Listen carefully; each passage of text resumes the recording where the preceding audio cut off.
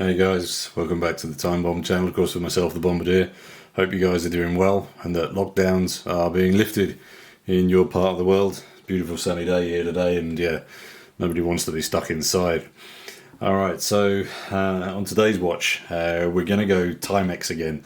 The reason being is that I felt a little bit guilty after the slight snubbing I gave to the kids expedition watch I reviewed a while back. So I've relented and I bought this one in. And it is the Timex Command Shock, and that's reference TW 5M20500 JY. And I purchased mine from Amazon US, as basically it was about 60% cheaper than the prices of any of the Euro stores, and of course with when doing it that way you don't actually pay any tax either. Let me just turn the camera off while I unbox it because it gets really noisy otherwise. Yeah, sorry, for some reason this plastic box is like super noisy when you're trying to take the watch out. It's quite a beastie. Yeah, let's give you a quick overview there before we start rambling and giving you some details. These come in a variety of colorways. We've basically got the full green camo. You've then got a blue-black combo. And then this one, which is a sort of sand grey. You then have the black and white, and then lastly the Killer Bee. And the one that I chose for the upcoming zombie apocalypse is this one, which is then the blue camo model.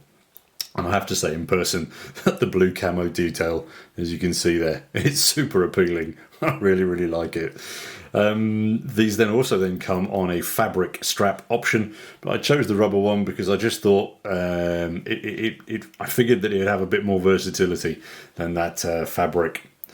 So this one is a massive contrast with the last Timex that I reviewed, which I think, if I recall correctly, was under 40 mils across. And as you can see, this one is an absolute slab of a watch. So let's kick off with some specs then. This one is 54 mils across. So yeah, it's a big old unit. It's then 45 mils top to bottom. It has a substantial 16 mils worth of depth. You've got 35 mil lugs, so I pretty much doubt you're going to be wearing this on anything that's not a non-brand, a Timex strap. On the upside though, it is quite light. It's only 75 grams. So in hand, the size is a little bit deceptive. And added to that, actually when it's on wrist, and let me just throw it on wrist for you now. As I say, that size and weight pretty much sort of, as I say, they're quite deceptive because you certainly don't feel it. My wrist is 7 1/4, so you can see how big it sits even on there. But as I say, weight wise, it's not dissimilar to the 5600. However, if you've got a 6-inch wrist, I fully recognise this is going to feel something a little bit like our friend the Predator wore. For me, that bulk also means that this is more of a summer watch, as that's not really going to be sitting underneath any shirt sleeves or anything like that. Just to put it into perspective, it's way bigger than the GX56 from G-Shock. So I'm struggling to get it off the wrist now, and it's also way bigger than watches, say for example like the Frogman. The watch then comes with 100 meters worth of watery stuff, which is an odd choice because for me, if this is branded as the Command Shock, then they are clearly pitching at a more rough and tumble use. So why not 200 meters? I don't believe it would be that difficult for them to achieve. Alright, so let's look at the case body a little bit more up closer. So we've got 2 buttons on the one side and then 3 buttons on the other. For me, I like the position of the buttons and also the size of them. Just look at the buttons on here. You've got to use your fingernails to get in there. Here, it's fully tactile. Very good. Added to that, I kind of like that the indigo button is a little bit higher than the other two. So that's if you're in the dark, you need to be able to. You can't see what you're doing. You want to be able to distinguish between the buttons.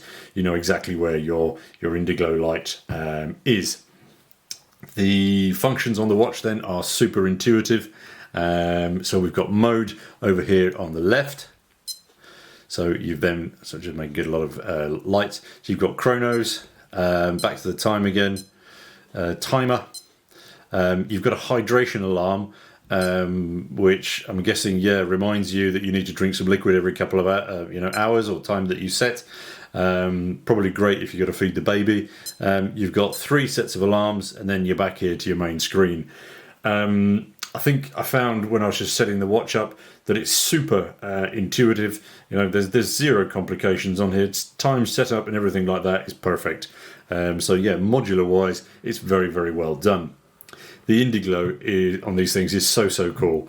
I think it's a really fantastic feature that just only lights up your digits and leaves the rest of the screen dark. I think such a fantastic concept. Absolutely owned by Timex there. Brilliant. Just under the frame, then you've got some nice carbon detailing just sitting around the rim there. Up top, though, you do have an acrylic dial. Now, I think that's a little bit of an odd choice, again, on a rough and tumble watch. I mean, why not upgrade it? You're clearly going to need your poly watch to hand, as this is going to mark up super easy. Obviously, what they've tried to do then is include this over frame or bumper on here, and that should sort of keep knocks away from it. But then the other thing that you've got to remember is that there's really quite a lot of real estate here for you to scratch up. I mean, if you compare it to our 5600, which is possibly a little unfair, but you can see it's almost double the size. So you've got a lot of space there. And so I think the final conclusion on that is that if you are going to use this in the rough, you're probably going to pay for it more than you would do on your G-Shock. Let's flip it round to the back. So the case back, just a simple screw in. It's a little industrial, but I'm really okay with that on a sports watch like this. That, as I say, that simple screw plate means easy battery change. It's going to be super cheap. For me, no issue at all. The resin strap on these is really quite good.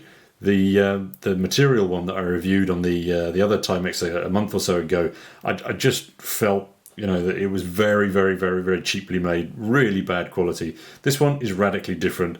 The finishing's excellent, the feel is excellent. Top marks there. So as I mentioned before, so you've got 35 here, but this part is down at 24. You've got a single keeper here, which has that little, if we can pick it up there, has that little nipple pip, essentially, which then sits inside. Which is popping on here for you. So it sits inside there, and then basically, keeps your flap down.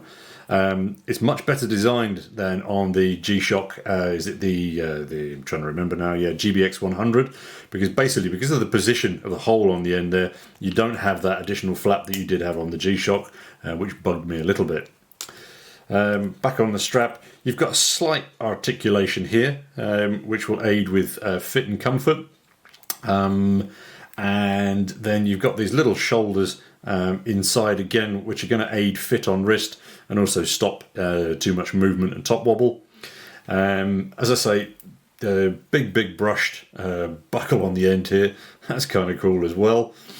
As I say, all in all, a pretty interesting watch. Whilst I like it quite a lot, I'm not entirely convinced that it does enough to differentiate itself from G-Shocks. Basically what we're looking at here then on this rough and tumble watch is 100 mils worth of water resistance. It's acrylic dial and it's got a hydration alarm, and those for me are not enough. This little thing cost me, what was it, £45 or something, 200 mils, completely resistant, and it's got multiple other functions on it. The GBX clearly is another competitor for this. It's not that much more expensive, and it offers a hell of a lot more. The new HBDs, the step counter thingies coming from G-Shock as well. Again, not that much more than this one, specifically here in Europe, and they offer quite a lot. So to conclude then, I think the design overall is quite different from many other watches. The Nixon Regulus I reviewed recently is probably the closest. One final thought is that basically, is this a grid shock in a new shroud? It quite possibly is, which is no bad thing because that watch was very successful for them. But if that is the case, I reckon they could have stretched themselves a little bit, because the price on these is much higher, and they could have gone a little bit further than just basically, adding the camo bumper and the negative display. Because if they are seriously trying to dethrone the G-Shocks, I think they're going to need to fight a little bit harder. Maybe what they're trying to do is just to claim a slice of the digital hipster market, or are they truly vying for a slice of the sports use? I'm not quite sure with this one. It does make me smile though. That blue camo looks really, really great fun. And as a light but very, very chunky sports watch for the summer, it has convinced me to give Timex a little bit more respect. Legibility as well, as I think I mentioned, it's super, super, super clear. For a negative display, this one actually outbeats the G-Shock negative displays. All right, guys, I'm conscious of the fact I've thrown a lot of questions at you whilst I've been doing this review, considering it's supposed to be me that's supposed to be doing the reviewing. But anyway, really do look forward to your comments down below.